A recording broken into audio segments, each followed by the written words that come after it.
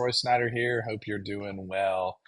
Thanks again for joining me today. Hope that I can dispense some good information and helpful to you, whether you're treating or helping people with this, or sexual struggle or betrayal trauma, or you're in that process yourself. I'm trying to create information that can be used for both, and maybe even create some dialogue between you and your helper as you go through this process. Well, one thing I've been doing is I just finished up our first level of training with our CSASI program, and in that mod, we teach about the overview of addiction, sex addiction. We kind of do that first, and one of the things that comes up when we do kind of an overview is we need to include kind of a treatment overview.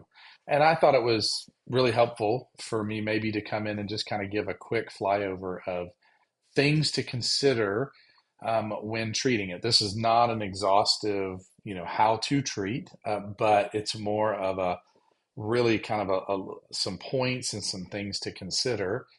So whether you're in recovery and betrayal trauma yourself, and this may be helpful for you to think through and see if there's places that are maybe missing, or this may be for someone who's working with this and say, oh, I can do that, or that'll be helpful, and start kind of giving you some more clarity to that. So as I was sitting down with this class, I just kind of put these several words down. I'm just going to read them and kind of give some thoughts around them. So I'll say this as the onset: everything is spiritual. We come from a faith perspective, so everything we do is from a Christian perspective. But in starting treatment, and these are not linear, but they're, just think about them as significant parts that have to be in there, some maybe before the others. So I put behavioral, spiritual, emotional, mental, neurobiological, and social. Right. So let me read this again: behavioral, spiritual, emotional, mental, bioneurological, and social. These are some key points that we need to consider. So let's just take a look at them just kind of as a quick overview. Behavioral. So when you're in, and this is going to be more primarily the addict, when you're coming in for addiction, we're not into just everything has to be behavioral modification, because that's not really the problem, but it is something that has to be addressed.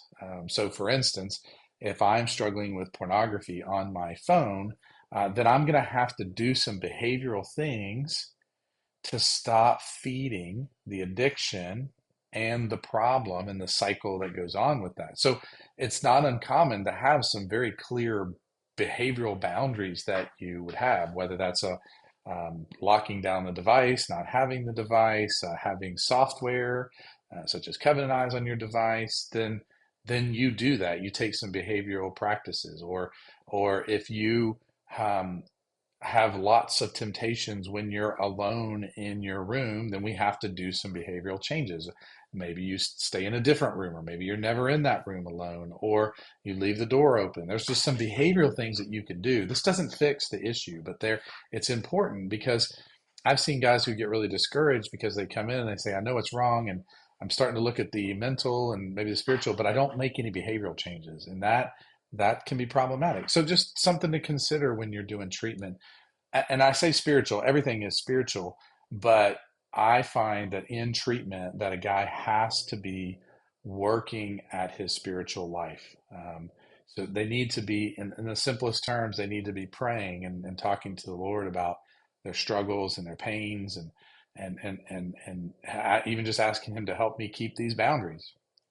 I need to be reading and studying his word and his ways, not just about sexuality, but about everything, and see his grace and see his love and see his compassion and care for you. And then I need to be speaking spiritual things one to another. I need that community around me. And that may be in your group, or that may be in your church. There's a variety of different places, but you have to be activating and practicing your spiritual life. And there's a ton of other spiritual disciplines, fasting and silence and solitude and journaling, and there's a lot of them. But you need to practice your spiritual exercises, because that's going to be the help for you in this situation. And then we get into, and again, not linear, but just things we consider emotional. I say emotional before mental because I find that most of my guys have emotions, all of them do, but don't really understand what they are. And if you don't understand what they are or can label them, then you can't figure out where they're coming from. So we begin to start to help them understand the feelings they have using the feelings wheel, the feelings faces, the feeling definitions, and start talking through some of their story and start to see some of the connections to feelings, whether it's from your family of origin stuff or from current situation. And they begin to identify the feelings that they have, which is great because then once they begin to identify the feelings, we ask the question, what are the feelings telling us? Where are the feelings coming from, right? And this is then gets us into our the mental approach, our belief system, our values, and things like that. So, for instance, if a guy says that, I'm really overwhelmed at work and I'm really scared in this situation with my boss, then we can go, okay, well, you've identified what you feel and you've identified some of the things that may be contributing to it. Why is that fearful? Why is that overwhelming or scary to you, right? Well, because I have a belief that I'm going to get in trouble. Well, where did you get the belief that you're going to get in trouble? Was there some indication that your boss told you were going to get in trouble? Or is that something that has come from your past that is playing into it when authority wants to talk to you, right? Now, you could be getting in trouble because you might have done something wrong. But what happens is that when I perceive that, I have that belief system and I perceive that and I start to feel these things, I then maybe move to try to avoid and do things inappropriate to escape that pain and that possibility. I know that's just an illustration, but once you identify the feelings, then you can mine down and look at the mental beliefs and the situations and the core beliefs that they have. Because when you can identify those core beliefs, then you can really begin to do some change. You can't change what happened to you, but you can change that belief. And so if I walk around and think that I'm no good, we know where that's going to lead when challenging things come. So you got to work on changing that belief to what ultimately what God says about you. And this is why the spiritual part is so important. There's some exercises, not exercises, but there's some real spiritual practices that you can do as the I am statements. Who am I in Christ? What's my true identity? This is the identity I was raised with, but this is my true identity. And we start to reform that or renew that or transform. Remember what the scripture says, the renewing of the mind, right? This is what this is talking about, our belief systems.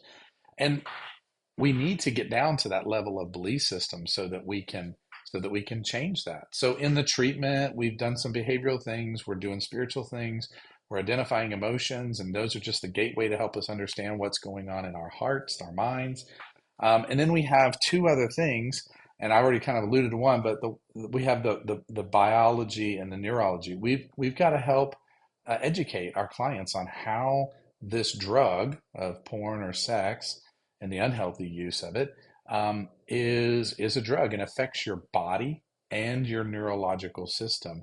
And so when you educate on this, it starts to give them some understanding and help them not think that they're crazy, and also gives them the understanding that it's going to take some time to kind of recalibrate that biological neurological system, because your body is submissive to you, and if you give it something and it likes it, it's going to want more and more and more and more. And then when you decide to stop, your body doesn't just automatically stop. It's what they call withdrawals, and it doesn't withdraw easily. There's a fight for, I want this, I want this. It's like a toddler sometimes with a cookie. I want it, and so it'll fight until it is put into submission through a variety of other things we've already started to talk about. But moves you down, and you reset your neurobiology and you reset your body. And this is just very powerful when you can really start to understand you have a lot of control with God's help over your body. And then the other thing in treatment is social. And I kind of mentioned this up there in the spiritual, but I need a community. I can't do this alone. I need people that I can bounce things off of. I need others that I can share this stuff with and get it out of my head and my heart and work through this. I need this community when it's good and when it gets tough. And so when you're thinking about, overall treatment for uh, porn or sex addiction, these are some basic things that one ought to consider. Now, some of these are very applicable to the betrayed spouse, but there's another section we're doing on that, and I'll talk a little bit about that maybe another time. But I just think it's very important that when you, as a helper, sit with somebody, you have a big picture plan of where you're going. Because if you don't, then you'll just lean into your default and what you think is the most primary. And I've seen people overshoot on behavioral modification. I've seen people overshoot on spiritualization. I've seen people overshoot on just the biological stuff. And we have to put them all together. And if you're in treatment yourself, as you're looking through this, you're like, well, maybe this is a piece that may be missing. I need to get some education and information on this. So I hope this treatment overview summary gives you a little bit of encouragement and some thoughts. Have a great day.